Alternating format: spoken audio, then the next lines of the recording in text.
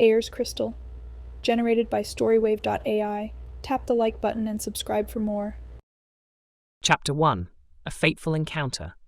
The forest was alive, a symphony of rustling leaves and distant birdsong accompanying my every step.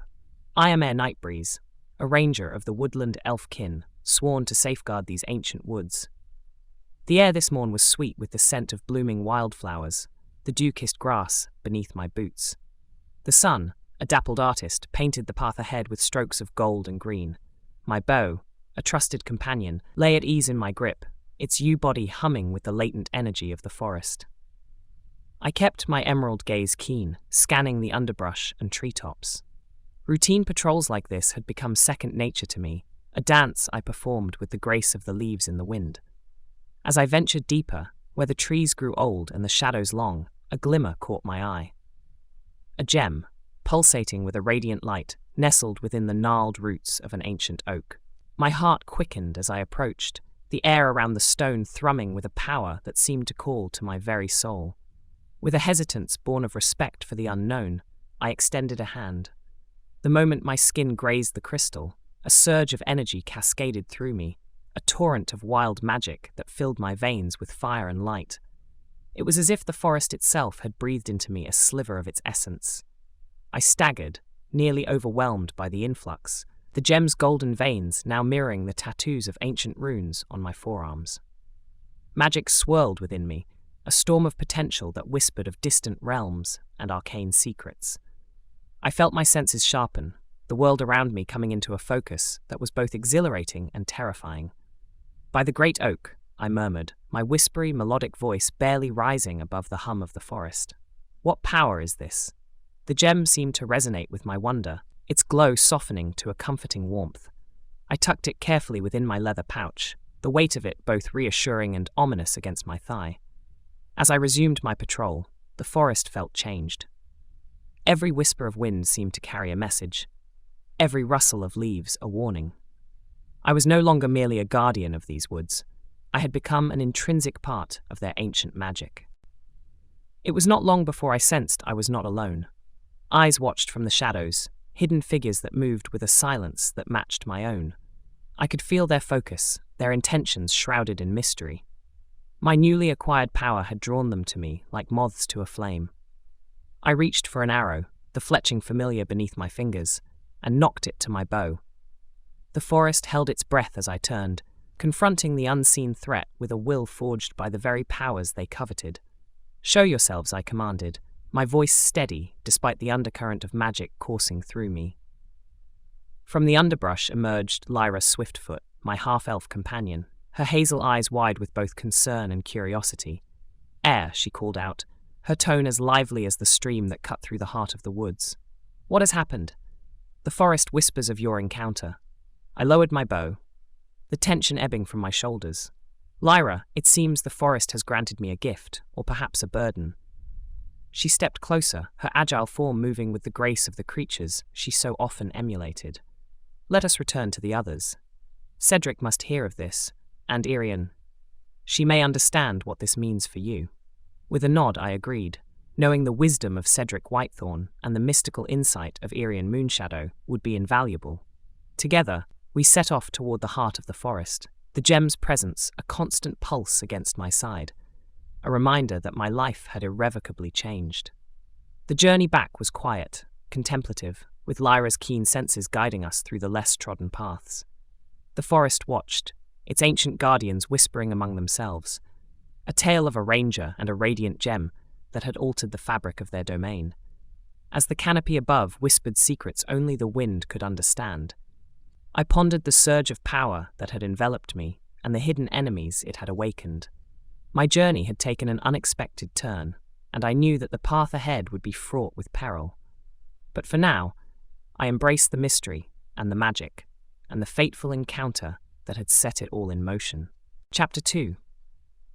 The Call of Destiny. In the quiet hours of the early dawn, when the world was still cloaked in the soft embrace of twilight, I, Ere Nightbreeze, found myself standing at the forest's edge. The emerald canopy swayed gently above, as if whispering ancient secrets to those who would listen. Cedric, with his rune-etched spectacles perched upon his nose, had warned me of the gem's capricious nature. "Tread carefully, heir," he had said. "Power such as this comes with a price." As the first rays of sunlight pierced the morning mist, I focused on the stone's warmth in my pocket, a silent guide urging me to uncover its mysteries. With a deep breath, I reached out, feeling the raw energy surge through my veins, an unruly storm of magic begging to be harnessed. I extended my other hand towards a towering oak, envisioning the life force within. The leaves trembled, and roots beneath my feet began to writhe, the soil churning as if the earth itself was responding to my silent command. "By the ancients," I whispered, a mixture of awe and trepidation lacing my voice. The power was exhilarating, yet as wild and untamed as the wind through the trees. A rustling in the underbrush drew my attention, and I turned to see Lyra approach, her auburn hair catching the light, her eyes wide. "Heir, what are you doing?" Her voice was sharp, like the crack of a branch underfoot. "I'm testing my limits," I replied, struggling to keep the power from spilling forth unchecked. Her gaze shifted to the disturbed earth, a frown creasing her brow. "You must be cautious. Abilities like these can be as dangerous as they are wondrous." I nodded, feeling the weight of her words. As I withdrew my focus, the ground stilled, and the tree settled back into its ancient pose. We sat then, Lyra and I, upon a moss-covered log, the forest a cathedral of green around us. We spoke at length, her words a cascade of concern and curiosity. "You could change the world with such power," she said, her tone tinged with a mixture of fear and excitement. "I could also bring it to ruin," I replied, the reality of my situation settling around me like a cloak. "There's much I do not understand." She leaned in, her hazel eyes earnest. "Then we must seek knowledge. There are old tales, prophecies of one who would rise to challenge the darkness from the Darkstone Throne Mountains." I felt a chill, despite the morning's growing warmth. "Prophecies are treacherous paths to tread, Lyra. They wind and twist, leading to unforeseen destinations." Lyra nodded, her gaze distant as if she were reading the paths of fate themselves. "Yet, we cannot ignore the signs, heir. The gem chose you for a reason, and we must uncover why." Her words settled in my heart, igniting a fire that had long lain dormant. I stood, my resolution firm. Then I shall embrace this call of destiny. I will learn to wield this power, and together we will unveil the truth hidden within those dark peaks. With a fierce determination, Lyra and I made our pact beneath the ancient boughs. As we ventured forth, each step took us deeper into the heart of the forest, where secrets lay buried and destiny awaited. The day waned as we delved further, the sun's rays filtering through the leaves in a kaleidoscope of light. Around us, the forest seemed to watch, an endless sea of green that knew far more than it would ever reveal. My heart beat in time with the natural rhythm of the woods, the newfound power within me, an echo of the life that flourished around us. There was much to learn, and the road ahead promised both wonder and peril. But for now, I was ready to face whatever trials lay in wait, with the strength of the forest at my back and the call of destiny ringing clear in my soul. Chapter 3. The Omen of Eldoria. Night had draped its velvet cloak over the land, and I lay beneath the ancient boughs of Eldoria, the forest that had been my home and sanctuary. The evening air was cool, the sky a tapestry of stars that glittered like countless diamonds strewn across the heavens. I nestled into my blanket, the gem that had become both boon and mystery nestled safely in my pack. As slumber took me, my mind wandered, freed from the confines of waking thoughts. I found myself standing before the formidable Darkstone Throne Mountains, their jagged peaks cutting into the inky sky like obsidian blades.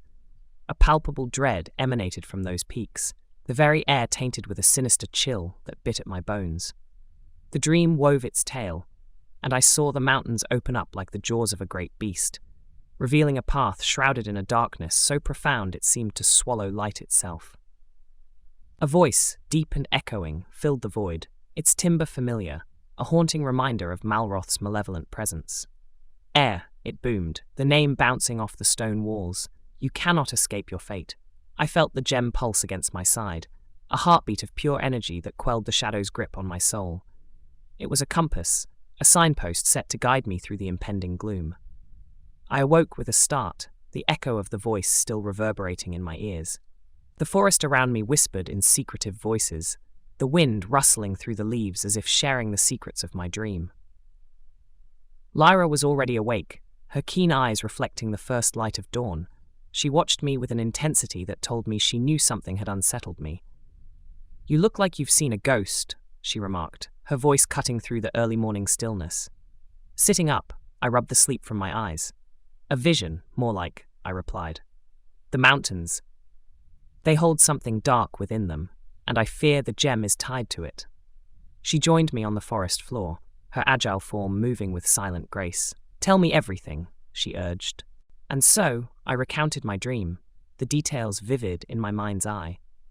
As I spoke, the gem seemed to resonate with the tale, its glow flickering in response to the words. Lyra listened intently, her brows furrowed. "The Darkstone Throne Mountains have been a source of legend for as long as our people can remember. If the gem is connected to that place, then it's no mere trinket you've found. It's a piece of a much larger puzzle." I nodded, the weight of her words not lost on me. "Then it's a puzzle we must solve, for the sake of all Eldoria." Her hand found mine, a gesture of solidarity.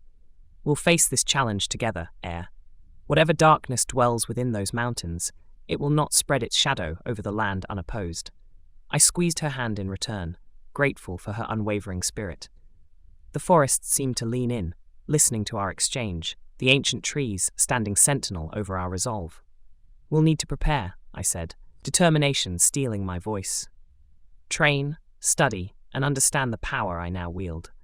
If we are to venture into the heart of that darkness, we must be ready for whatever we might face." Lyra's nod was resolute. "We will be, and we'll seek the wisdom of Cedric and the enchantments of Arian. Together, we'll unravel the secrets of your vision and the omen it portends." The sun crested the horizon, bathing the forest in a golden hue. It was a new day, and with it came the promise of a journey fraught with peril and discovery.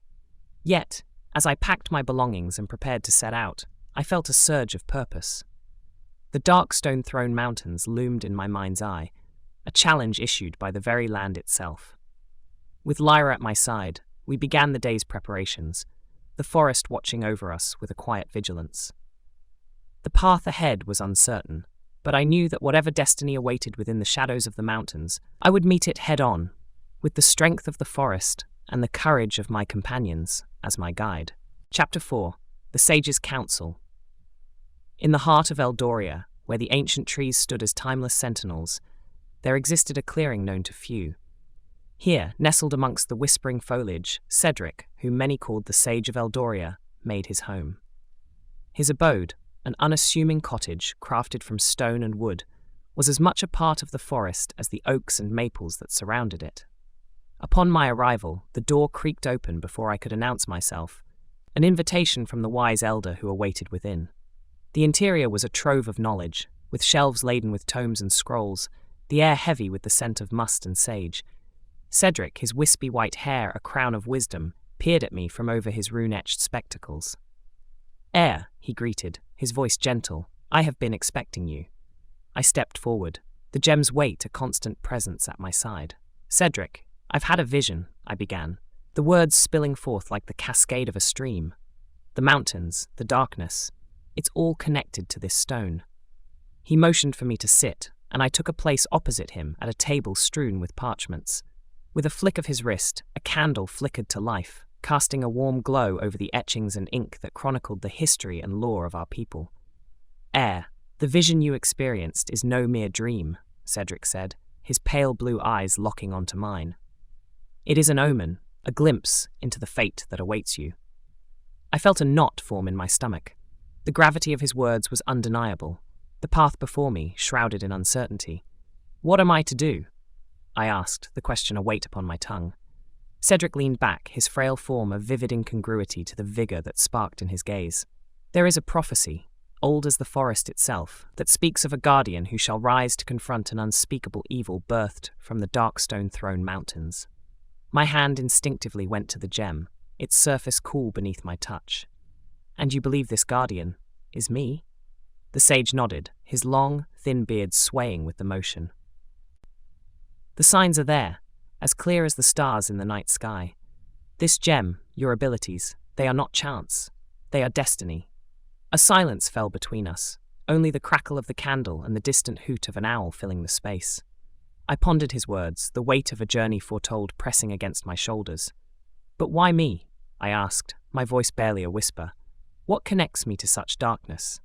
Cedric reached across the table, placing a parchment before me. It was a map, the Darkstone Throne Mountains, etched at its center, with lines that seemed to converge upon that very spot. "Your lineage, heir," he explained, his finger tracing the lines. "Your ancestors have long been entwined with the fate of these lands. It is no coincidence that the gem found its way to you." I studied the map, the peaks and valleys a tribute to the trials that lay ahead. Then I must prepare, I resolved, the determination fueling my resolve. I must master this power if I am to stand any chance against what lies within those cursed mountains. Cedric nodded, a faint smile gracing his lips. "Indeed, and I shall offer you what guidance I can. The path will be perilous, but you will not walk it alone." We spoke for hours, the dialogue between us a dance of questions and answers, of fears and reassurances. Cedric shared his wisdom, his counsel a lodestar in the uncertainty that clouded my thoughts. As night deepened and the candle waned, I rose to take my leave, the sage's words a chorus in my mind. "Remember, heir," Cedric called out as I stepped through the door, "nature itself is your ally.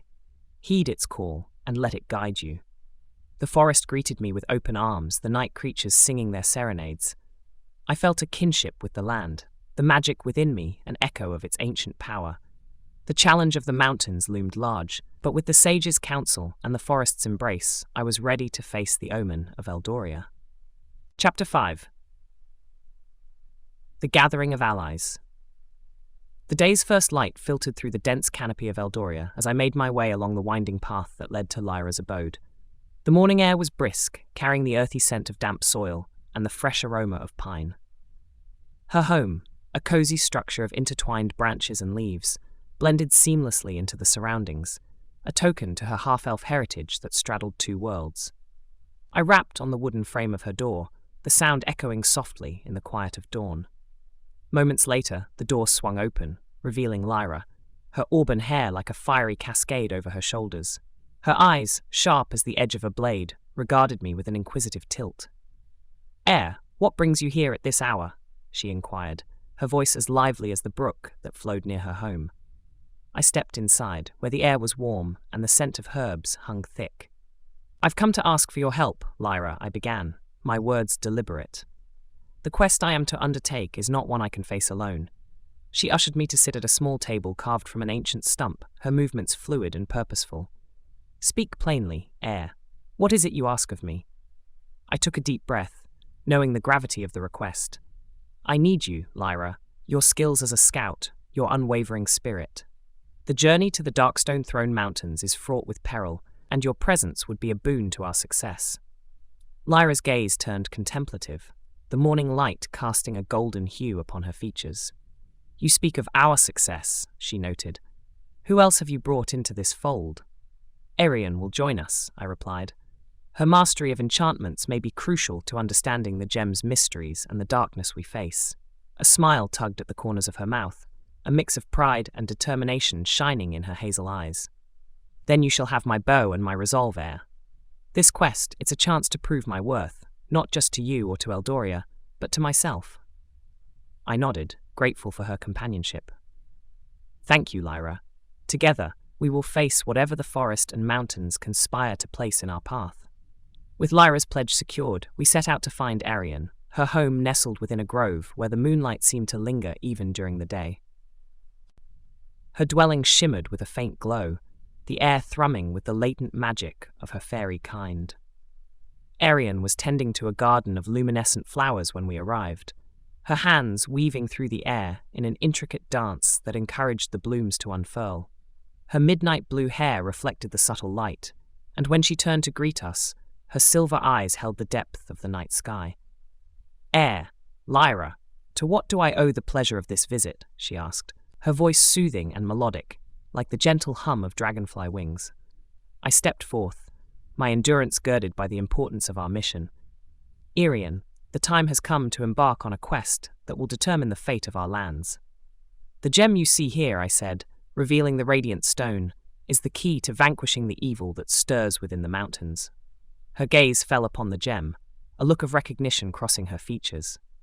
"I have felt its call," she admitted, a sense of wonder lacing her words. "A compelling force draws me to your cause, one that cannot be denied." Lyra watched the exchange, her eyes flickering between us. "Then you'll join us?" she asked, hope mingling with the anticipation in her tone. Arian nodded, a serene smile gracing her lips. "I will. The threads of destiny weave us together, and I shall lend my powers to ensure our success." With our fellowship forged, we turned our attention to the preparations necessary for the journey ahead. The forest seemed to acknowledge our union, the leaves rustling in a hushed chorus that spoke of trials and triumphs yet to come. As we made our way back through the woods, the elements around us appeared more alive, as if aware of the quest that lay before us.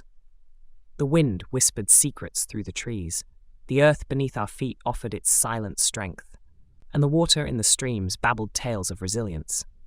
Nature was our ally, and as we walked, I felt the bond between us, Lyra, Arian, and myself, grow stronger. We were ready to confront the trials of our quest, to stand against the shadows that threatened our world. Together, we would rise to meet the challenge, for the sake of all who called Eldoria home. Chapter 6. The Perilous Path. Sunrise found us at the forest's edge, the threshold to lands untraveled and fraught with unknown perils. Lyra, Arian, and I stood shoulder to shoulder, each of us cloaked in determination and the muted hues of dawn. Our packs were secured, supplies checked and rechecked, weapons honed to a fine edge. The air held a crispness that spoke of the coming autumn, leaves adorning the ground in a mosaic of fiery reds and golds. "Remember to keep your senses sharp," I instructed, my eyes scanning the thick underbrush. Malroth's minions are as cunning as they are vile. Lyra, nimble and alert, nodded. "I'll lead the way. My feet know the dance of these woods, and I'll hear any foe long before they see us." Her hand rested on the hilt of her dagger, a silent promise of protection. Arian, with the grace of the Fae that flowed through her veins, clasped a pendant hanging from her neck, its gemstone pulsing softly, and I have woven spells of shielding and clarity. We will not be easily taken by surprise. As we ventured forth, the forest seemed to close in around us, branches intertwining to form a canopy that dimmed the sun's embrace. The path was rarely straight, often disappearing altogether, leaving only intuition and Lyra's expertise to guide us. The deeper we travelled, the more the forest's serenity was pierced by an underlying tension. It was as if the trees themselves were holding their breath, waiting for the storm to break. It wasn't long before the first obstacle arose. A thicket of brambles, thick and thorny, sprawled across our path like a barrier meant to thwart invaders. Lyra approached, her gaze assessing the twisted vines. "This isn't natural," she observed, her voice a low murmur. "These brambles have been conjured, a trap laid with malice." Arian stepped forward, her hands tracing symbols in the air. "Then allow nature's antithesis to unmake it." A soft incantation fell from her lips, and the brambles recoiled as if scorched by invisible flames, retreating and withering to clear our path. The obstruction behind us we pressed on, only to have our progress tested yet again. A sudden squall descended upon us, winds howling with a ferocity that bent trees and sent leaves spiraling. I raised an arm to shield my eyes, squinting through the gale. "This is no ordinary storm," I shouted over the din. "It reeks of dark sorcery." Lyra and Arian drew close, forming a tight circle. "We'll weather this tempest together," Lyra yelled back, her voice steady despite the chaos. "Arian, can your magic calm this fury?" Arian's eyes were closed, her concentration palpable. "I can try, but it will require a moment of calm amidst the storm." We stood firm, bracing against the onslaught as Arian chanted, her voice a lighthouse of calm in the tumult. Slowly, the winds abated, the unnatural howling fading to a sullen whisper. With the storm quelled, we shared a moment of respite, the bond between us unspoken yet as tangible as the earth beneath our feet.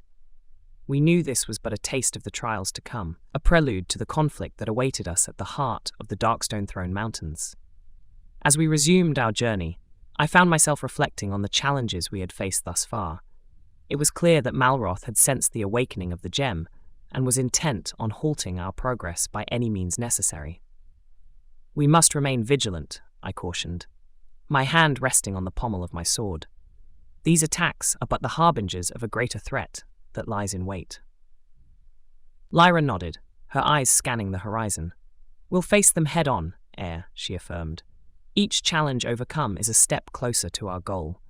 Arian's expression was serene, yet her eyes held a fierce determination. And with each step, we grow stronger, more attuned to the magic that binds us to this quest.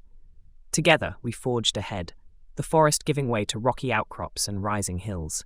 The terrain grew harsher, the beauty of the wilderness, juxtaposed with the looming danger that shadowed our every move. But with each obstacle surmounted, our resolve deepened, our spirits undaunted by the perilous path that stretched before us. Chapter 7. The Road Through Shadowdale. Dusk was upon us as we reached the fringes of Shadowdale, the land stretching before us veiled in a perpetual gloom that the sun's rays seemed reluctant to penetrate. Twisted trees clawed at the sky, their bark ashen and leaves a sickly hue of green. The very air felt heavy, charged with a malice that set my senses on edge. Lyra halted in her tracks, her keen eyes narrowing as they scanned the gnarled landscape. This place reeks of dark magic, she muttered, her hand resting on the smooth handle of her bow. Arian, her brows furrowed in concentration, inhaled deeply, her chest rising and falling with a measured calm. The air is thick with enchantments meant to mislead and dishearten. We must tread carefully. I nodded, squaring my shoulders as I faced the path ahead. Stay close. If we are to be beset by beasts or illusions, let them find us united. Our steps were cautious, the silence of Shadowdale broken only by the crunch of dead leaves underfoot. It wasn't long before the first of our trials emerged from the murky shadows, a creature of considerable size, its fur matted and eyes glowing with a baleful light. Lyra's stance shifted, ready for conflict. A direwolf, she hissed, but not one of nature's making. Arian raised her hands, threads of light weaving between her fingers. Air, stand back, she warned, her voice steady despite the imminent threat. I drew my sword, the blade gleaming faintly in the half-light. No, we face this together. The wolf charged, a blur of fury and fangs. Lyra let an arrow fly, the shaft finding its mark with a thud. Arian's spell cast a brilliant net, ensnaring the beast in bands of energy that sapped its strength. With a decisive strike, I moved forward, my sword singing through the air to deliver a merciful end to the creature's unnatural existence. Breathing heavily, we regrouped, the encounter a stark reminder of the dangers that lay in wait. Well fought, I said, meeting the eyes of my companions. But stay vigilant, this is but the first of Shadowdale's guardians. We delved deeper into the veil, the darkness growing more palpable, a shroud that sought to suffocate hope and courage. It was then that the land itself turned against us, the ground becoming a mire that grasped at our boots, seeking to swallow us whole. An illusion, Arian murmured, her voice a beacon in the encroaching darkness. Focus on my voice, do not trust your eyes alone. Lyra grunted, her frustration evident as she fought against the deceptive terrain. This bog is a lie, she repeated like a mantra. I concentrated on Arian's incantations, the reality of solid ground beneath my feet slowly returning as her magic peeled away layers of deceit. We emerged from the mire, our firmness hardened by the trial. Yet, as we pressed on, a whisper of fear threaded its way through our ranks, a silent spectre that preyed upon the doubts hidden within. Lyra's steps grew more deliberate, her usual light-hearted banter replaced by a grim set to her jaw. I despise this place, she admitted, her voice low. Every shadow feels like a watching eye. Arian placed a comforting hand on Lyra's shoulder, offering a silent promise of support. We share in this burden, she assured. Our fears do not define us. They are but echoes of the darkness we seek to dispel. It was then that the true test of my leadership presented itself. A blare of voices rose from the gloom, each whisper a lie designed to turn us back.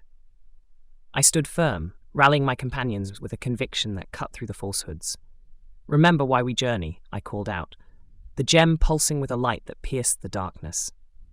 For the heart of Eldoria, for the light that will banish this shadow, our spirits lifted, the phantoms of Shadowdale's curse dissipating like mist before the sun. We emerged from the vale, leaving behind the ensorcelled woods with a renewed sense of purpose. The night sky greeted us, stars peeking through the retreating darkness, a reminder that even in the heart of despair, light perseveres. We made camp at the edge of Shadowdale, a small fire flickering defiance against the receding night. There, beneath the watchful gaze of constellations, we forged a silent pact, a promise to face whatever trials awaited with unwavering courage. Shadowdale had tested us, but we had emerged tempered, ready to confront whatever lay ahead on the road to the Darkstone Throne Mountains. Chapter 8. The Bonds of Fellowship. As the orange hues of dawn broke across the horizon, our camp stirred to life amidst the dense foliage of a forest clearing. The air was crisp, filled with the earthy scent of pine and the subtle fragrance of Arian's blooming flora. I stood by the embers of last night's fire, the warmth of the coals a faint echo of the camaraderie that had grown between us. Lyra was the first to join me, her steps as silent as the falling dew. "Morning, Air," she greeted, her eyes bright with a restful night's sleep. "Good morning," I replied, watching as she deftly strung her bow, the string taut between her skilled fingers. Arian emerged from her tent, her midnight blue hair catching the light in a way that seemed to make the morning star pale in comparison. "The new day brings fresh challenges," she said, her silver eyes reflecting a quiet resolve. I nodded, feeling the weight of leadership settle upon my shoulders. "Today, we continue our journey. But first, we train. The beast that lies in wait for us will not hold back, and neither shall we." We found a clearing, the ground a mosaic of dappled sunlight and shadow. Lyra took her position, knocking an arrow to her bow with practiced ease. Arian stood opposite, her hands already weaving the beginnings of an enchantment. "Remember," I said, drawing my sword and feeling its familiar balance, "this is about more than just skill. It's about trust, about knowing that when one of us falters, the others will be there." Lyra let her arrow fly, striking a makeshift target with a satisfying thud. "We've got your back, Air," she assured, her tone as steadfast as the oak trees around us. Arian's spell took shape, a shimmering barrier that flickered like morning mist. "And you have mine," she added, her gaze meeting mine with an intensity that spoke of more than just camaraderie. We spent the morning honing our abilities, each move and spell a witness to our growing synergy. As the sun climbed higher, painting the sky in brilliant azure, we packed our belongings and set out once more. The forest gave way to a valley where the grass swayed in waves, a sea of green that stretched to the distant mountains. It was there that we encountered the beast, a creature of scales and malice, its eyes two burning coals of hatred. Lyra's arrows flew first, swift and true, but the beast's hide turned them aside with ease. Arian's enchantments flared, weaving a protective cocoon around us as I charged, sword raised. The clash was thunderous, a bedlam of steel against scale. We moved as one, our attacks a choreographed dance of death. With each strike, each spell, the beast faltered until at last it lay defeated at our feet. Breathing heavily, I sheathed my sword, my gaze meeting those of my companions. "We did it," I said, a surge of pride welling within me. Lyra, retrieving her spent arrows, nodded. "Together," she affirmed. It was in the quiet that followed that Lyra's demeanor shifted, a shadow crossing her usually impassive features. "I once thought I'd be alone forever," she confessed, her voice a whisper lost in the wind. "After my kin. After I lost them, I wandered without purpose." Arian reached out, her touch gentle upon Lyra's arm. "You are not alone, not anymore. We are your kin now, bound by a cause greater than any of us." As the valley bathed in the golden light of afternoon, I felt the ties between us strengthen, the bonds of fellowship growing deeper with each shared trial. That night, as we rested beneath a canopy of stars, Arian's hand found mine, her touch light as a feather. "Air," she murmured, "in you, I've found a kindred spirit." I looked into her eyes, seeing the reflection of my own hopes and fears. "Arian, but the words caught in my throat, the depth of emotion too vast for mere words. Our journey continued, each step a stride toward our destiny, each challenge an opportunity to unlock the potential within us. Together, we faced the wilds, the darkness, and ourselves, forging a bond that would stand against the greatest of evils. Chapter 9. The Breath of the Wilds. The morning had a bite to it, the kind that goes right through your clothes and chills you to the bone. Arian, Lyra and I had been walking for hours, and the Darkstone Throne Mountains loomed over us like a wave ready to crash down at any moment.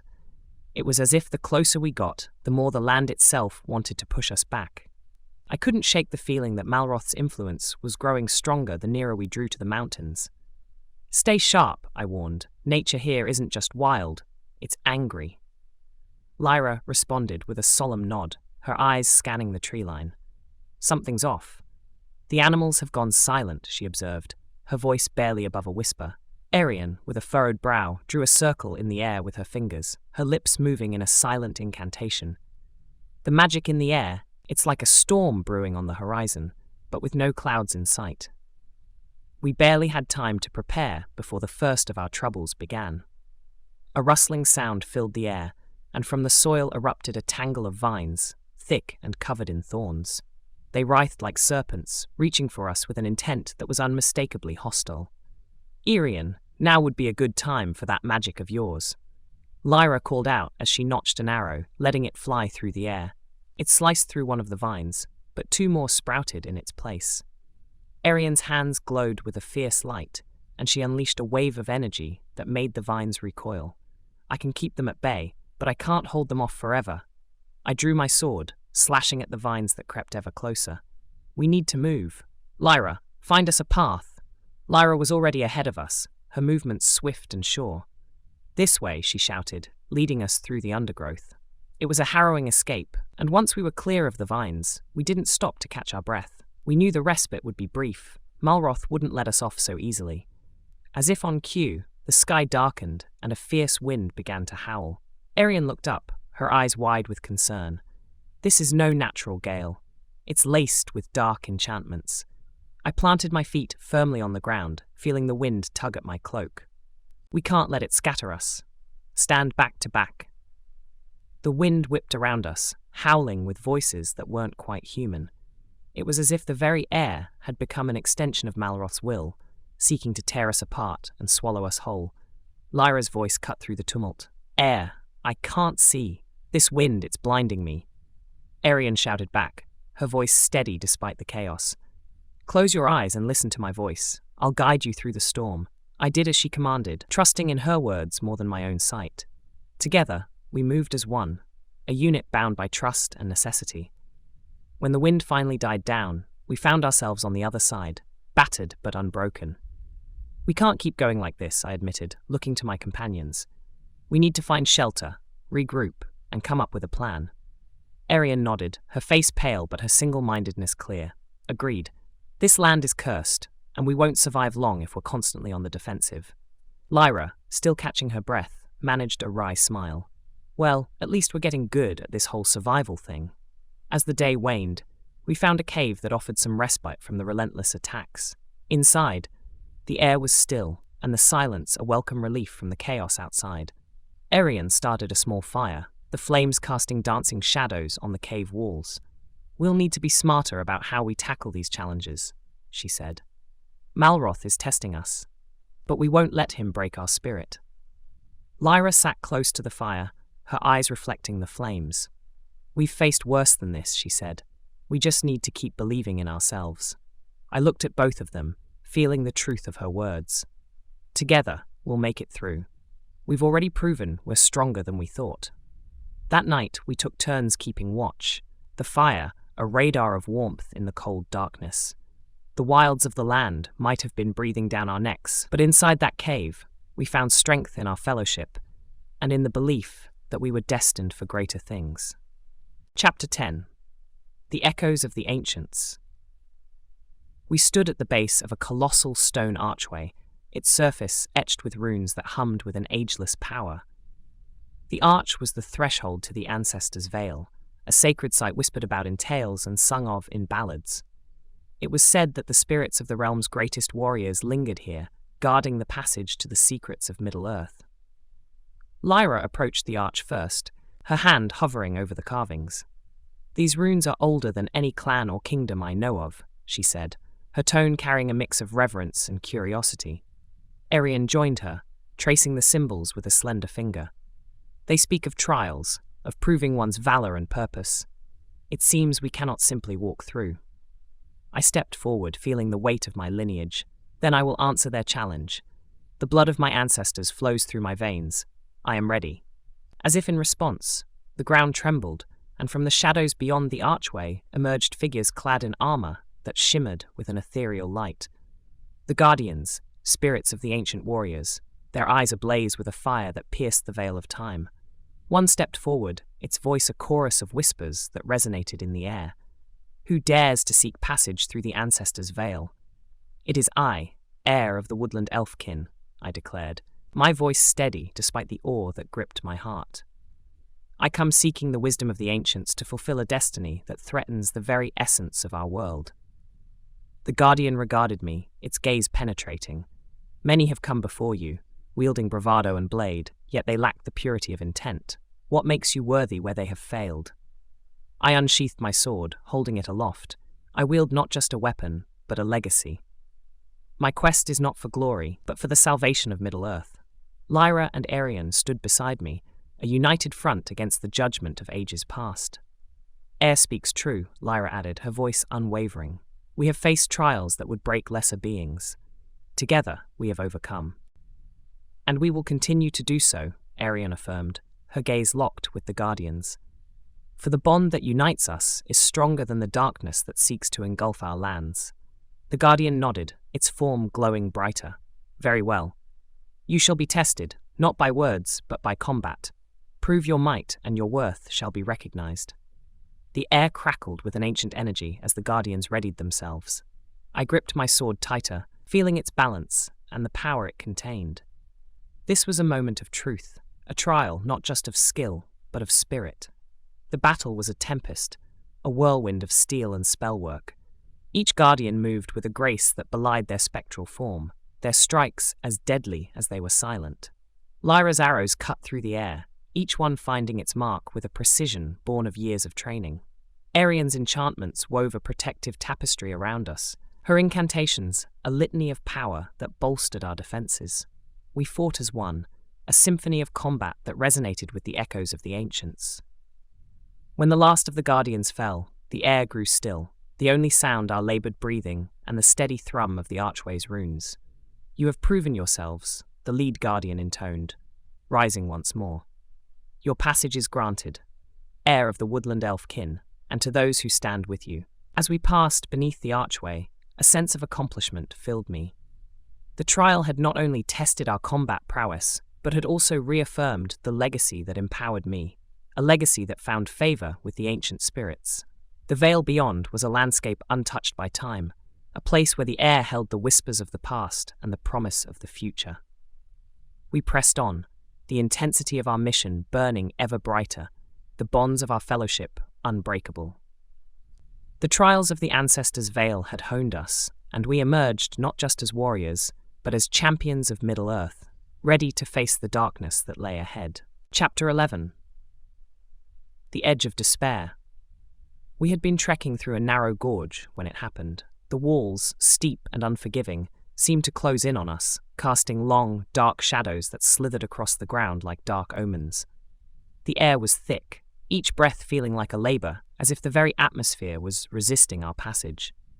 Arian, her usual luminescence dimmed by the overwhelming environment, moved beside me, her gaze fixed on the path ahead. This place, it saps the strength from my bones, she confessed, her voice a mere echo in the vast silence. Lyra, ever watchful, scouted ahead, her silhouette a fleeting wisp among the jagged rocks. Stay alert. Malroth's lackeys could be lurking around any corner, she called back, the edge in her voice betraying her concern. It wasn't long before the stillness was shattered by an ominous rumble. A cascade of rocks tumbled from above, a deliberate ambush. "Look out!" I cried, but it was too late. A boulder struck Lyra, sending her tumbling to the ground. I raced to her side, Arian on my heels. Lyra's leg was pinned, her face contorted in pain. "I can't move it," she gasped, panic seeping into her words. "We'll get you out," I assured her, trying to mask my own fear as I heaved against the stone. Suddenly, figures emerged from the shadows, twisted creatures, servants of the Dark Mage, their eyes filled with malice. Arian stepped forward, her hands weaving a spell, but a net of dark energy enveloped her before she could release it, whisking her away into the gloom. "Lyra, I began, but she cut me off with a fierce look. "Go! Save Arian." "I'll be fine," she insisted, her tone brokering no argument. I hesitated only a moment before springing into action, following the trail of Arian's captors. My heart pounded, the crystal at my side pulsing with an urgent rhythm, as if it too sensed the direness of our plight. The chase led me to the heart of a twisted thicket, the branches reaching out like the fingers of a skeletal hand. There, ensnared in a cocoon of dark tendrils, was Irian, her eyes wide with fear. "Irian," I shouted, hacking at the bindings with my sword. "Hold on." Her captors emerged then, their forms a blur of shadow and malice. My blade met their flesh, the sound of metal on sinew a grim harmony to the battle cries that filled the air. I fought desperately, each parry and thrust a plea for Irian's safety. With a final guttural cry, I felled the last of her captors and the dark energy dissipated. Irian slumped into my arms, her breath shallow. I feared she started, but I hushed her gently. "You're safe now. But we need to get back to Lyra." We made our way back to the gorge, the weight of our encounter heavy upon us. Lyra had managed to free herself, but at a cost. Her leg was badly injured, and her face was pale. The crystal thrummed against my skin, a reminder of the mission that bound us together. We were more than allies. We were the last hope of a realm teetering on the brink of darkness. "Lyra, can you walk?" I asked, concern lacing my question. "I've had worse," she replied with a grimace. "But we need to be careful. We can't afford another trap." I nodded, helping her to her feet. We press on, but we do it together. No one gets left behind. The sun dipped below the horizon, casting the world in a twilight that mirrored the uncertainty in our hearts. The path ahead was fraught with peril, but our grit remained steadfast. That night, as we huddled around a small fire, the reality of our situation settled over us like a shroud. "We've been pushed to our limits," I said, breaking the silence, "but we can't let despair take hold. We have to believe in our cause, in ourselves." Lyra and Arian nodded, their faces illuminated by the flickering flames. "We may have been battered and bruised, but our spirits endured." "We will see this through," Arian whispered, her voice firm, "for the sake of all who dwell in Middle-earth." And with that, we rested, gathering our strength for the trials that awaited us. Our journey was far from over, but the bonds that united us were unyielding. Together, we would face the darkness and emerge victorious, or not at all. Chapter 12. The Fracture. We threaded our way through a copse of gnarled trees, their branches intertwining high above, forming a canopy that barely let the sunlight seep through. The air was heavy, filled with the musk of damp earth and the rustle of unseen creatures. Lyra moved with a slight limp from her previous injury, her bow at the ready, while Arian's eyes darted about, her fingers twitching with the anticipation of casting. "Keep close," I murmured, my hand resting on the hilt of my sword. "This silence doesn't sit well with me." Lyra nodded, eyeing the thick underbrush. "Aye, it's too quiet. Feels like we're walking into a—" Her words cut off sharply as the ground beneath us gave way. "A trap." I reached out, grasping at the air, trying to grab hold of anything. My fingers brushed against Lyra's outstretched hand, but the momentum tore us apart, and I tumbled into the abyss. The fall was jarring. The wind knocked from my lungs as I hit the bottom of the pit. Groaning, I pushed myself upright, my body aching from the impact. "Lyra? Irian?" My voice echoed off the dirt walls, meeting only silence. They were gone, taken by the snare that had split us asunder. I was alone. Scrambling to my feet, I surveyed my surroundings. The pit was deep, the walls steep and smooth. No easy way out. Panic clawed at my chest, but I forced it down. I had to focus, to plan. Time passed. How much? I couldn't say. The shadows grew longer, stretching across the pit like dark fingers. I needed to escape before nightfall. I couldn't afford to be trapped here when the creatures of the dark came out to hunt. Using my sword, I began to dig into the wall, carving out rough footholds. It was slow work, my progress measured in inches. But as the first stars began to prick the sky, I hauled myself over the lip of the pit, collapsing onto solid ground. The world was different in the absence of Lyra and Arian. The forest seemed more menacing, the trees more foreboding. I had to find them. "Lyra, Arian," I called out, my voice hoarse. No response. I set off, moving in the direction we had been headed before the trap sprung. It wasn't long before I stumbled upon a scene of struggle. Broken branches, disturbed earth. They had been here, and they had fought. A quiver lay discarded by a tree root, its arrows scattered like fallen soldiers. Lyra's. Pressing on, I found more signs of their passage, a scrap of Arian's cloak caught on a branch. the faint remnants of a spell's discharge singed into the foliage. They were alive, at least when they left these marks. I followed the trail until the moon rode high in the sky, casting a silver glow upon the world. Fatigue clawed at my limbs, hunger gnawed at my belly, but I couldn't rest. Not yet. Finally, as the moon began its descent, I found them. Or rather, they found me. It was Arian's voice, calling through the darkness. I turned, relief flooding through me at the sight of her silvery eyes reflecting the moonlight. She rushed to me, her expression one of worry and relief. Behind her, Lyra limped into view, leaning heavily on a makeshift staff. "We thought we lost you," Arian said, her hand gripping mine. "And I you," I replied, the relief evident in my voice. Lyra managed a wry smile. "It'll take more than a hole in the ground to get rid of me." Together again, we found shelter beneath a copse of trees. As we tended to our wounds and shared our scant rations, we spoke of the ambush, piecing together what had happened. "They knew we were coming," Lyra said, her voice low. "This was no random trap. It was meant for us." Arian nodded, her gaze distant. "Malroth's spies are everywhere. We must be more careful, more cunning." I looked at them both, their faces etched with wariness and resolve. We've been fractured, but not broken. We'll learn from this, grow stronger. And so we rested, the three of us, a solitary island in a sea of shadows.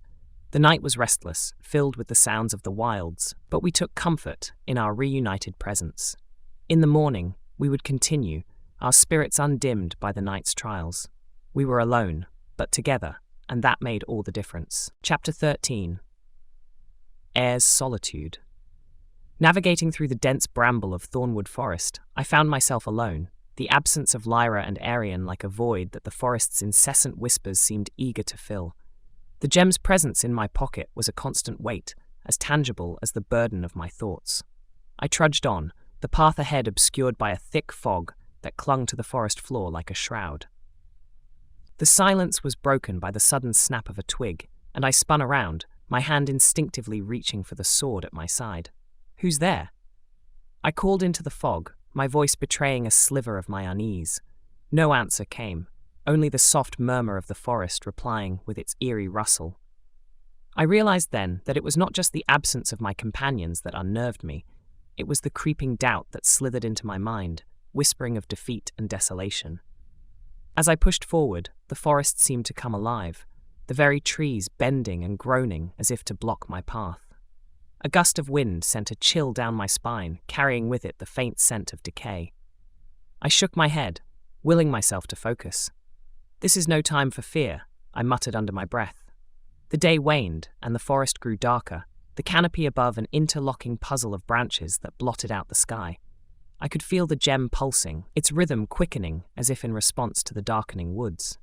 I came upon a clearing, and there I found an ancient tree, its bark gnarled and twisted, its roots sprawling out like the tentacles of some great beast. I approached warily, my eyes scanning the tree's vast trunk for any sign of danger. It was then that I heard it, a voice, or perhaps the echo of one, carried on the wind. "Air," it seemed to say, the sound so faint I thought I might have imagined it. I leaned against the tree, its rough bark pressing into my back. "I'm here," I whispered, not knowing to whom or what I spoke. The gem's thrumming grew stronger, and I felt a strange connection to the tree, as if it were a conduit for the ancient spirits of the forest. In that moment, the weight of my quest pressed down on me with renewed force. What if I were to fail? What if the darkness proved too great, even for the power of the gem? I closed my eyes, taking a deep breath of the cool, damp air. When I opened them again, I noticed carvings on the tree, old runes similar to those on the archway of the ancestors' veil. They seemed to pulse in time with the gem, and I reached out, tracing my fingers over them.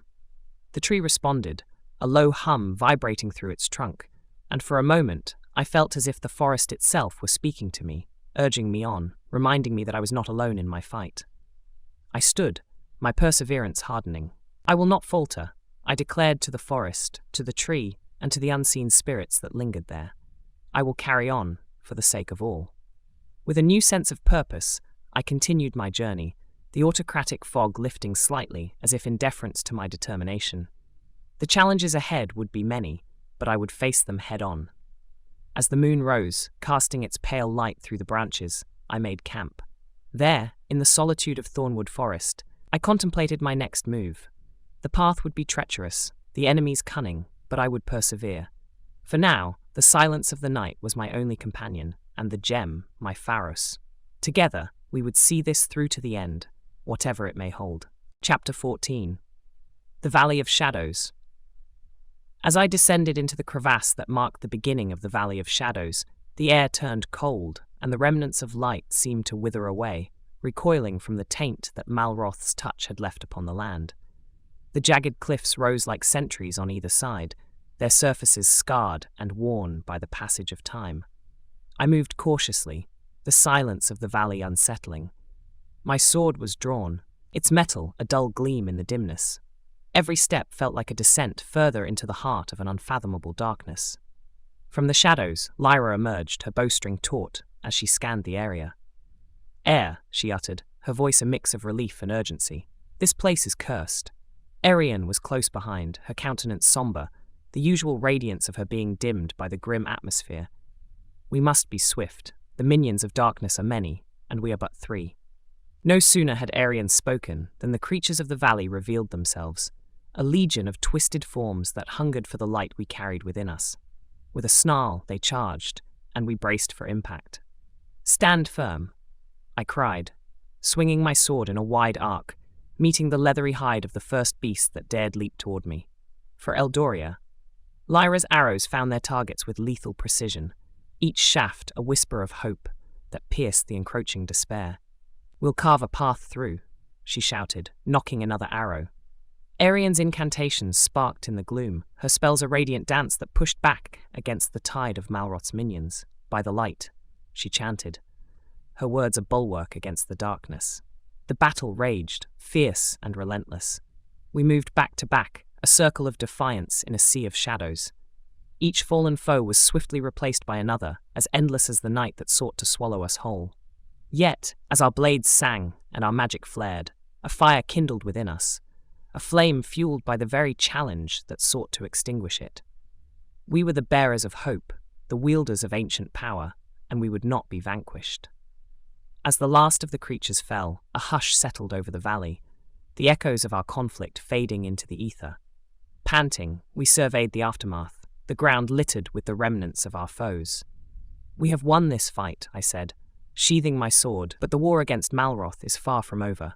Lyra, examining her bow for damage, nodded grimly. "A battle won, but at what cost? This valley is but a taste of what awaits us at the Darkstone Throne." Arian closed her eyes for a moment, drawing in a deep breath. "We cannot lose heart," she intoned, her voice a thread of steel. "We have come too far to falter now." In the aftermath of the battle, as we tended to our minor wounds and prepared to continue our journey, a sense of unity bolstered our spirits. The Valley of Shadows had sought to break us, but we emerged not as individuals lost in the dark, but as a united force, the light of our purpose undimmed. We set forth once more, the valley's grim presence at our backs, as we ventured toward our final confrontation.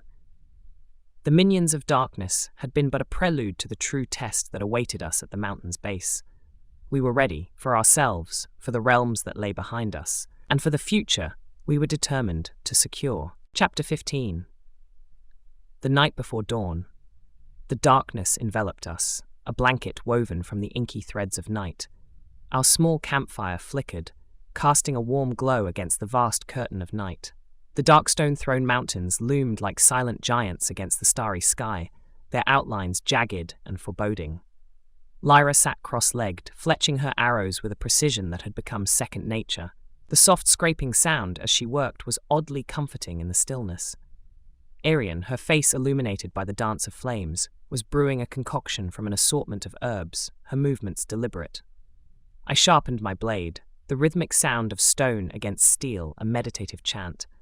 Each of us was absorbed in our task, yet an unspoken bond tethered us together, a shared understanding that the morrow might bring a fate we dared not speak aloud.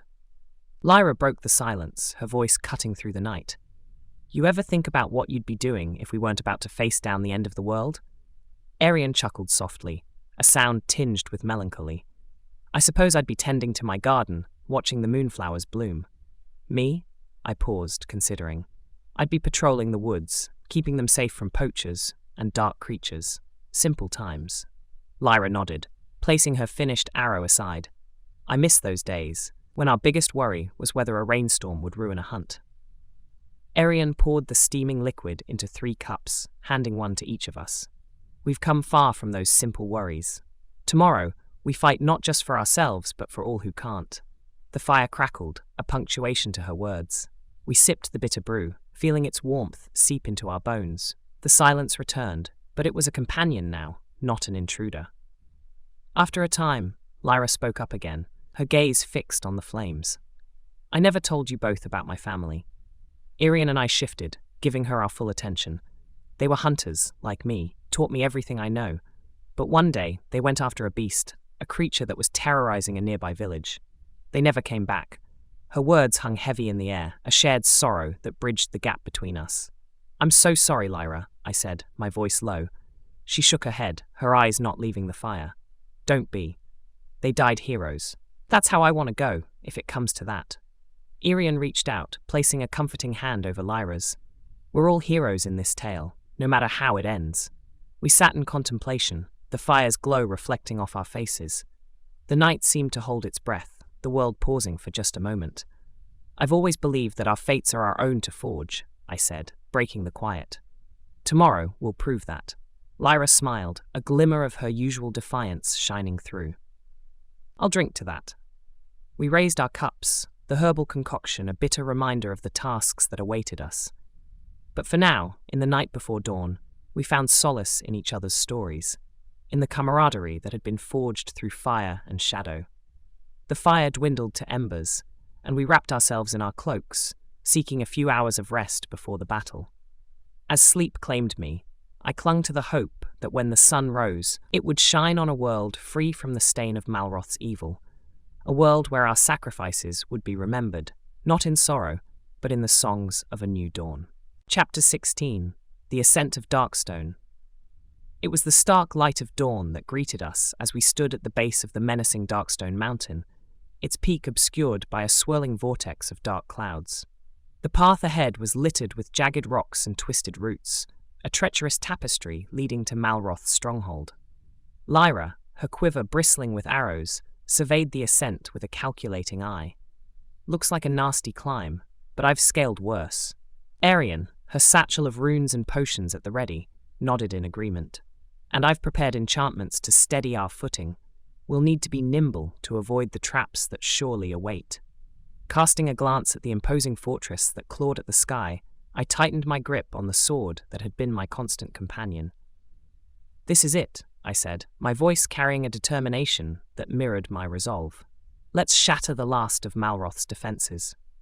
Our ascent began, a grueling test of endurance as we navigated the mountain's treacherous inclines. It wasn't long before the mountain itself seemed to rise against us, as if commanded by the dark sorcerer's will. Boulders rumbled down the slope, a deliberate onslaught aimed to crush us. Move, I yelled, and Lyra sprang into action, her agility carrying her out of harm's way. Arian chanted swiftly, conjuring a barrier that diverted the rocks, sparing us from a crushing end. As we continued upward, the air grew colder, the wind sharper, as if the very elements sought to thrust us from the mountain's face. Icicles like daggers hung from overhangs, and with a piercing whistle, they loosed themselves upon us. Watch out! Lyra's warning came just in time for me to evade a deadly shard, its point embedding itself in the ground where I had just stood. It's as if the mountain breathes with Malroth's spite, Arian observed, her breath forming clouds in the frigid air. But we won't be deterred. We pressed on, our bodies weary but spirits unbroken. The fortress loomed ever closer, a monolith of dark stone and darker magic. Then, without warning, elite guards clad in armor that seemed to absorb the light appeared before us. They moved with lethal precision, their swords drawn, eyes glinting with malice. Lyra's bow sang, the twang of the string followed by the thud of arrows embedding in armor. For the woodland elves, she cried, her aim as true as ever. Arian's hands danced through the air, her voice rising above the clash of steel. For the magic of the realms, her spells lashed out, chains of lightning that bound our foes. And for all who have fallen, I roared, plunging into the fray, my blade a silver flash amidst the chaos. The battle was fierce, a maelstrom of violence that raged upon the slopes. Yet, for each guard that fell, it seemed two more took their place. We fought back to back, a triumvirate of defiance against the odds. As the last guard collapsed, we took a moment to catch our breath, the peak now within reach. The storm clouds churned, and a bolt of lightning split the sky, illuminating the path that lay before us. "We're close," I panted, my wounds superficial but numerous. "One final push." Lyra nodded, her eyes hard with the decisiveness that had carried us this far. "Let's finish this." Irian looked to the heavens, her expression one of steely calm. For every shadow, there is light. Today, we are that light. With our shared decisiveness fueling our limbs, we resumed our climb. The peak awaited, and with it, the final confrontation. We were battered, yes, but unbroken, and as we ascended the last stretch of Darkstone Mountain, we knew that together we could face anything, even the darkness itself. Chapter 17. The Throne of Darkness. The final ascent was arduous, a grueling climb that tested every muscle and sinew in my body. As I reached the summit, the Darkstone Throne loomed before me, a grotesque monument to Malroth's might and malevolence. The air crackled with arcane energy, and the sky above roiled with unnatural clouds, the atmosphere thick with the promise of the forthcoming clash. Malroth, the Dark Mage, stood before his obsidian throne, his black robes billowing in the tumultuous wind, his eyes like pools of void that threatened to swallow all hope. In his hand, he wielded his notorious onyx staff, topped with a crimson stone that pulsed with an ominous light. "You dare challenge me, boy?" Malroth's voice boomed across the peak, the sound reverberating off the mountainside. "You, who wield a mere sliver of the power that courses through my veins." I stepped forward, my hand tightly clutching the golden-veined gem that had been my companion and source of strength.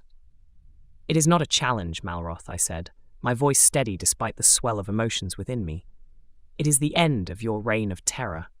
Malroth laughed, a sound that was both mocking and mirthless. "Let us see if your courage is as big as your words." Our battle commenced with a fury that shook the heavens. Malroth's staff unleashed torrents of dark energy that I narrowly avoided, each dodge a dance with death itself. The gem within my grasp responded to my will, its glow intensifying, radiating a light that seemed to push back against the darkness. "You cannot win, air."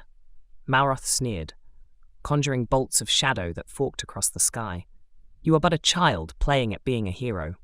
I gritted my teeth, feeling the gem's power surge within me, lending me the strength of the ancient runes inked upon my skin.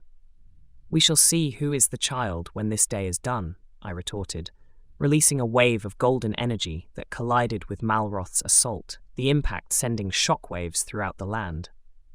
We exchanged blow for blow, our duel a tempest that could sunder mountains. Malroth was formidable, his command of the dark arts unparalleled, but the gem lent me the might of the forest, the wisdom of the sages, and the courage of the fallen. The Dark Mage's face twisted with rage as he realized the tide was turning. "No, the darkness will not yield to the likes of you." In that moment, the gem shone like a miniature sun, its brilliance a warning in the heart of the gloom. With a cry that mingled fury with defiance, I channeled all that it offered, all the hopes and dreams of those who had stood against Malroth, into a single devastating beam. The light struck Malroth with the force of 1,000 suns. He staggered, his staff shattering, its fragments scattering like stars extinguished by the dawn. With a final, inhuman scream, the Dark Mage fell, his form dissolving into the ether, his reign ended by the very power he had sought to snuff out. Exhaustion claimed me, and I dropped to my knees, the gem's light dimming to a soft glow. The clouds parted, and for the first time in an age, sunlight bathed the peak of Darkstone. In the valley below, cheers rose as the forces of nature reclaimed what had been lost to darkness. As I looked on the horizon, the dawn of a new era breaking, I knew that the battle was over. The gem had reached its zenith, and with it, so had I. Middle-earth was free, and though the future was uncertain, it was a future filled with light. The throne of darkness stood empty, a relic of a bygone nightmare, and there, on the precipice of victory, I understood that the greatest power lay not in the gem, but in the hearts of those who dared to hope, to fight, to dream. And that power would guide Middle-earth into the coming days, with a promise of peace and a newfound strength. Chapter 18. The Dawn of Peace. The first light of day broke over the horizon, washing the land in hues of pink and gold. The air, once filled with the clamour of battle and the stench of dark magic, was now crisp and clean. As I walked through the camp where our allies gathered, their faces weary but eyes alight with the glow of triumph, the sense of relief was palpable. Lyra was already among them, her auburn hair a fiery banner in the morning light. She moved from warrior to warrior, clasping shoulders and sharing quiet words of camaraderie. Arian sat near the remains of a smouldering fire, the dawn reflecting off her delicate features, her hands resting on a small collection of herbs and potions. "Lyra, Arian," I called out as I approached, my boots crunching softly on the frosted ground. Lyra looked up, a smile tugging at the corner of her mouth. You're up with the sun. Couldn't sleep." I shook my head, my gaze sweeping over the camp. "Hardly. It's strange, isn't it? To wake and not have the shadow of Malroth looming over us." Arian stood, joining our small circle. "It is a change, for certain. The world feels different, lighter." We walked to the edge of the camp, where the land rolled out before us, a tapestry of fields and forests stretching toward the horizon. The scent of pine and earth filled the air, the sounds of nature, a chorus of birdsong and the rustle of leaves, signaling a return to normalcy. "It's over," Lyra said, her voice a soft murmur, but at such cost. Indeed, the cost had been great. Many brave souls had not seen the dawn of this new day. Their sacrifices had paved the path to peace, their names forever etched in the journal of our history. Arian's expression turned solemn. "We have lost much, but we have also gained. We found strength in each other, and in the battles we've faced." I nodded, feeling the weight of her words. They won't be forgotten. We'll honor them with what we do next, with how we rebuild. The sun climbed higher, its rays dispersing the last shadows that clung to the valley. We returned to the camp, joining the efforts to tend to the wounded and comfort the bereaved. The work was hard, but it was necessary, a part of the healing process for both the land and its people. As the day progressed, a celebration began to take shape. The victory was not just ours, but belonged to everyone who had stood against the darkness. Stories were shared, tales of valor and close calls, of moments of fear and acts of heroism. Lyra recounted her duel with a shadow beast, her arrows finally finding their mark after a tense standoff. Arian spoke of the spells she'd woven, the barriers she'd raised against the tide of evil. "And you, Lyra said, turning to me with a curious glint in her eye. "What will you take from all this?" I considered the question, my hand unconsciously brushing the pocket where the gem had rested. "A sense of purpose," I finally said. "I've seen what we can achieve when we stand together. That's something I'll carry with me always." As night fell, a bonfire was lit, its flames reaching toward the stars. We gathered around, the warmth a comfort against the evening chill. The firelight danced across the faces of those assembled, reflecting a shared joy and a collective relief. "We've fought hard," I said to those gathered. "We've seen darkness that would swallow the world. But here we are, standing together at the dawn of peace." The group raised their cups, a chorus of agreement rising into the night. The hardships we'd faced had brought us to this moment, and though the future was uncertain, one thing was clear: we had each other, and the peace we'd won would be cherished. The gem's power may have reached its zenith, but its legacy would live on in the peace it had helped us secure. As the fire crackled and the night deepened, we stood united, ready to face the dawn of a new era for Middle-earth. Chapter 19. Restoration. The dawn's early light washed over the land, revealing the full measure of the turmoil that had swept through it. The once darkened fields now basked in the warmth of the sun, hinting at the hope of renewal. As I walked among the people whose lives had been upended by war, their determination to rebuild was as clear as the sky above. Lyra, who had always been swift with her bow, was now equally quick to lend her hands to those in need. She joined the carpenters, her skill in crafting arrows easily translating into the fine art of woodworking. "It's all about precision and balance," she told a young apprentice as they worked together to repair a damaged roof. "Whether it's an arrow or a beam, it has to be just right." Arian knelt in the once trampled gardens, her fingers caressing the soil as if to coax the life back into it. With gentle words, she guided the villagers in the subtle art of herb lore. Plants are much like people, she explained. They need care, patience, and a touch of magic to thrive. As for me, I found myself amidst the elders and the scholars, poring over ancient texts and maps. We planned for the future, laying the groundwork for a realm that would not only endure but flourish. Boundaries need to be respected, not just for our sake, but for nature's as well, I mused aloud, tracing a line along a map that marked the edge of a forest. The day was spent, and as evening approached, we gathered in the village square. A feast was laid out on long tables, the air filled with the aroma of roasted meats and freshly baked bread. It was a humble celebration of the progress we had made, of the community that had been forged in the crucible of conflict. Lyra, her hands now smeared with sawdust and stain, clapped me on the shoulder. "We've done good work today, Air. It's a start, at least." Arian, her robes streaked with green from the gardens, smiled serenely. "Every seed planted, every building mended, brings us closer to the peace we fought for." As we sat down to eat, I looked around at the faces illuminated by the flickering torchlight. There was laughter and lively chatter, a palpable gap to the silence that had once hung over the land like a shroud. "Today we've laid the first stone for a new world," I said, raising my cup. "One where the darkness has no place to take root." The villagers raised their cups in return, their voices joining in a chorus of agreement. To new beginnings, and to those who made them possible, they echoed. As the night deepened, the fire's glow dimmed, and the stars began to twinkle in the heavens, a demonstration to the enduring spirit of the realm. We had faced the darkness, and now we were the architects of the light that would define the days to come. I retired to my quarters, a small room in the inn that had survived the turmoil. Lying in bed, I reflected on the restoration that had begun today. It would not be easy. The scars left by the darkness ran deep, but with each day, with every act of kindness and every bit of hard work, we would heal. The realm would grow strong again, held together by the bonds of fellowship and the shared memories of what we had overcome. And as I drifted into sleep, I knew that these efforts, these moments of toil and triumph, would be the legacy of our time, the stories that would be told for generations to come. Chapter 20. The Hero's Return. Upon the cobblestone streets of Silverspire, the air was rich with the aroma of roasting meats and sweet mead, a pronounced polarity to the biting cold of the mountain we had descended.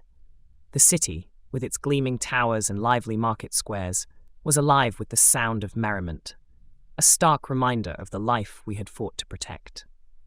Arian, her dragonfly-like wings catching the sunlight in iridescent flashes, walked beside me, her hand brushing against mine in a gesture that spoke volumes. "It's overwhelming, isn't it?" she murmured, her gaze taking in the banners and flowers that adorned the thoroughfares. Lyra, her stride confident and her head held high, couldn't help but let out a genuine laugh, the sound mingling with the cheerful din. "To think, they're doing all this for us," she said, gesturing to the throngs of people who had poured out of their homes to join in the celebration. As we approached the Grand Plaza, a procession of city elders and dignitaries awaited, their fine robes and polished chains of office glinting in the daylight. The mayor, a stout man with a booming voice, stepped forward, his arms wide in welcome. Arian, Lyra, you have returned not as weary travellers, but as the saviours of our fair city and the realm beyond," he announced, his voice carrying over the crowd. I nodded to him, feeling a sense of duty fulfilled. We did what had to be done, for the home we hold dear. The mayor beckoned us to follow, leading us to a great hall where tables groaned under the weight of a feast fit for royalty. The clatter of plates and the hum of conversation filled the room as we took our seats at the high table. Lyra leaned in, her eyes dancing with mischief. "Look at all this food. I don't think I've eaten this well in my entire life." Arian, her expression serene, replied, "It's more than a meal. It's a symbol. It represents the unity and strength of our community, the bond that can't be broken by darkness." As the feast began, tales of our journey were shared, each more elaborate and grandiose than the last. I listened as one wide-eyed child recounted our battle with Malroth, his small hands gesturing wildly with every explosion of magic he described. It was then that the mayor stood, a hush falling over the hall. "Lyra, Your valor and unyielding spirit have earned you a place of honor. It is my privilege to knight you, defender of Silverspire." Lyra rose, her cheeks flushed with pride, as the mayor placed a ceremonial sword upon her shoulder, bestowing upon her a title that was due. The night wore on, and as the fire in the hearth dwindled to glowing embers, Arian turned to me, her voice soft. "Heir, amidst the chaos, I found something unexpected, a connection to you." Her words resonated deep within me, a truth I had come to realize over the course of our perilous journey. "Arian," I replied, my voice barely above a whisper. "I feel it too. Our bond was forged in the fires of adversity, and it has become something I cannot, and do not wish to, deny." The city of Silverspire, with its gilded spires reflecting the moonlight, seemed to embrace our newfound understanding, an affirmation to the enduring power of the heart. Adjusting to a world without the constant threat of darkness was indeed a challenge. But as we sat there, surrounded by the people we had fought to protect, I knew that we were ready to face whatever the future might hold. The grand feast in our honor was not only a celebration of victory, but a recognition of the scars we had all borne, the losses we had all felt. It was the dawn of a new era, one where the stories of our valor would be shared, not as reminders of the sorrow we had endured, but as inspirations for the peace we would build. And as the stars twinkled overhead, I realized that the true aftermath of our struggle was not the glory or the accolades, but the unity and strength that would carry us forward into the days to come. Thank you for listening. Visit StoryWave.ai to start creating your own generative audiobooks. Smash that like button, subscribe, and share for more.